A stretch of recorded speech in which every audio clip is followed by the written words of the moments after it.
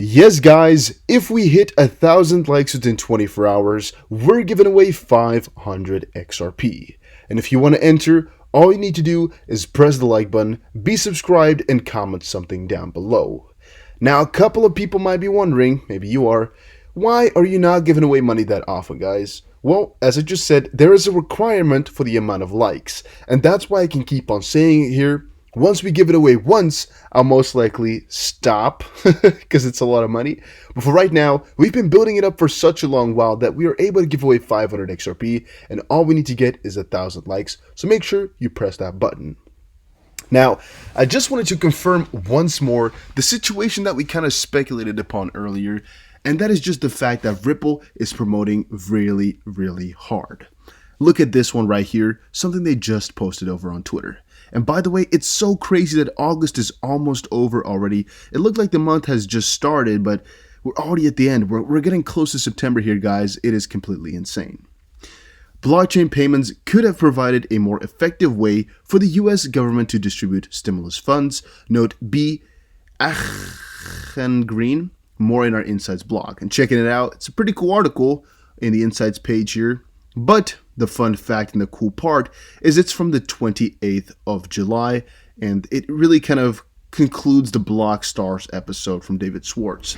Now, the kind of cool part about it is it just confirms once more that Ripple is recycling things right now. They're most likely doing a lot of promotions on these posts over on Twitter, and they're trying to do their best, or at least they're doing their best, to get themselves across to as many people as possible.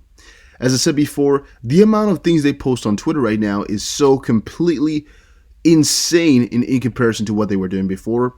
Most likely because they're promoting, but also because they maybe want to increase their presence, itching closer to 1 million followers. Maybe that gives them another piece of status symbol or something like that. Or maybe just because they want to prepare for IPO or do something crazy. I don't know. But it's really apparent right now that they are recycling articles. They are putting up more on Twitter. They are trying their best to get their thing out there. And we must not ignore that. Really notice that they post so much more than before. It's really noticeable. So yeah. Ripple moves to launch an electronic payment solution and charitable organization.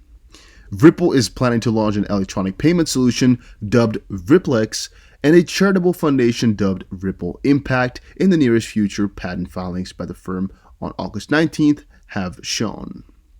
Well, basically, we went over the whole the whole trademark thing, like all the things they were trademarking, and what it entails is just they got a couple of logos that they were trying to trademark, or at least that they have trademarked.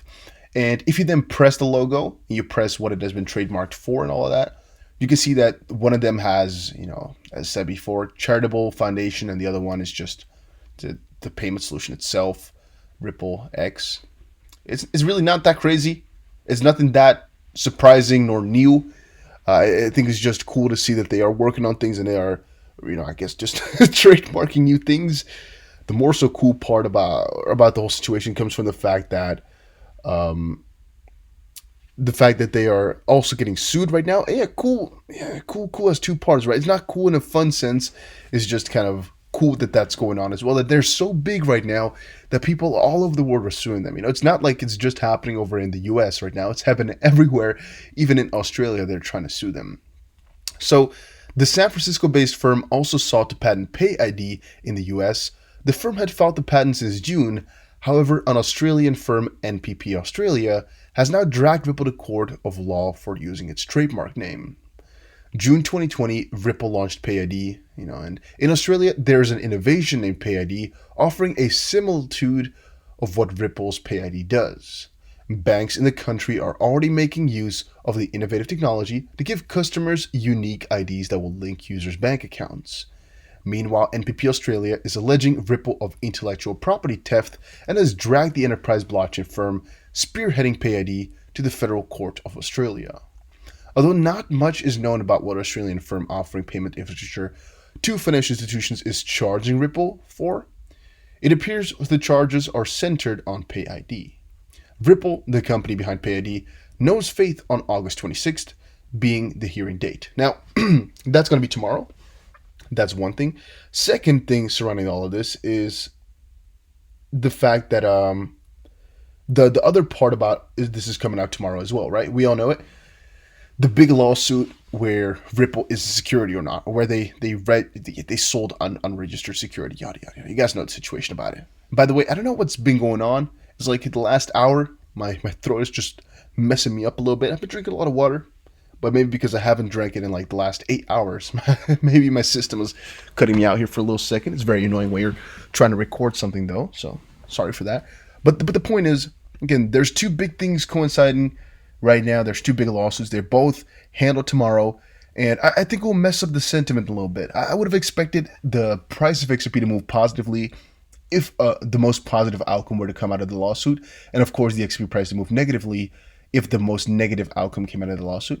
However, since there's a second lawsuit right there on the side now that concerns PayID and the future of those solutions, it might mess it all up, as that could really have a contradictory outcome.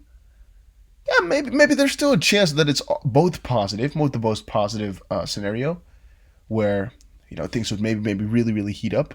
But I don't think so though. I think the PayID one is going to be a little bit negative, and I'm not too excited for what the price is bringing us right now. I mean, you can see here 27.6 cents. Prices are not doing that bloomy right now. A lot of people are not that enthusiastic about crypto anyway. All I can say to you guys right now is just stay with it, guys. Stay with it. It's all going to be better eventually. Now, what never gets better though is taxes. I mean, if you're doing it smartly, you most likely never have to pay that much tax. But IRS sends warning letters to suspected crypto tax evaders.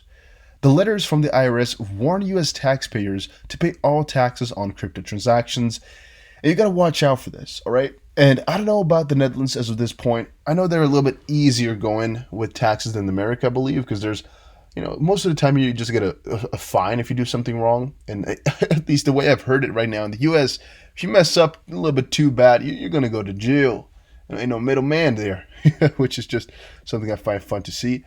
I know it's just an over-exaggeration, but it's just a fun joke. Now, I know that the transactions and what you exactly have to pay fees for or taxes for, though, on transactions are a little bit confusing and might be very freaking negative, which is also why I recommend you guys to look it up as soon as you can and to look up, as deeply and as much as you can, just to make sure you're not left in the dust here and you're trading and all your profits, all the losses are not deductible, and all of a sudden you have to pay tax on all your profits and you're deep in the losses and now you have like $5 billion in debt. Just make sure you check it all out. Check out the crypto tax rules, check out the trading rules and all of that.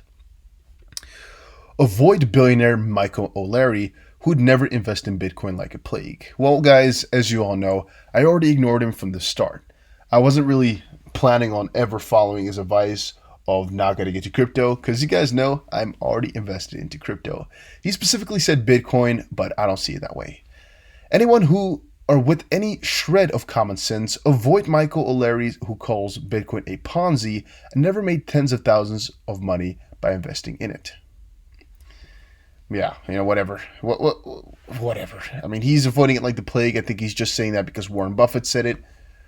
Some others have said avoid Ryanair like the plague, because that's more of a scam sometimes. Well, all I'm saying here, guys, don't listen to his advice. Crypto really is the future, at least in our opinion.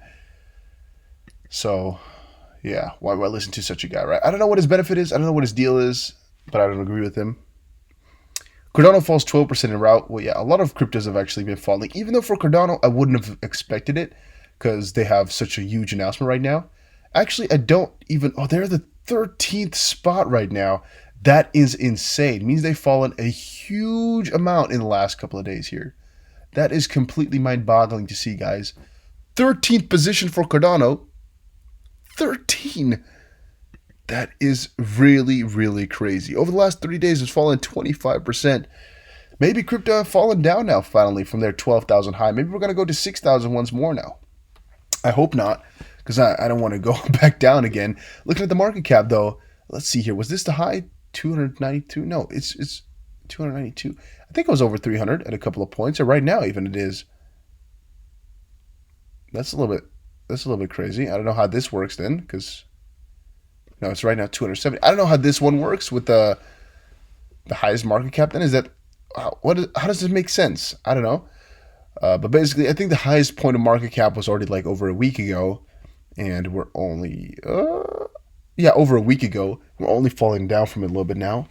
It could be that we've seen the most positive times already. It could be. It could be. Bitcoin dominance is also falling. I don't know if that's really positive or negative at this point. I would say I would have just expected a lot of these cryptos to soar right now because of some of the good announcements, especially now that a lot of good things are coming out for crypto the last couple of days. Like US is really working hard to beat the big trading war that's going around and all of that. But yeah, I guess it's just a little bit of a crazy situation. Guys, hopefully you all enjoyed this video though. Let's actually not forget to read this title out. I forgot it for a second now. Partnership. Cardano users can now spend ADA on Amazon, Nike, Starbucks, and 11 plus other stores. Yeah, it's something that might sound really amazing to you, but it's just a partnership between Emergo and Pidali, who allows you to pay at all different places. It's not like they got some partnerships with all these places specifically. It's just like they have a payment provider, which they got a partnership with, which links them up to a lot of these things. Cool though, nonetheless. Still happy to see it. But guys, that was it for today's video. Hopefully you all enjoyed it. If you did, make sure you press the like button and subscribe, and I will definitely see you guys again in another crypto video. Take care and enjoy your day.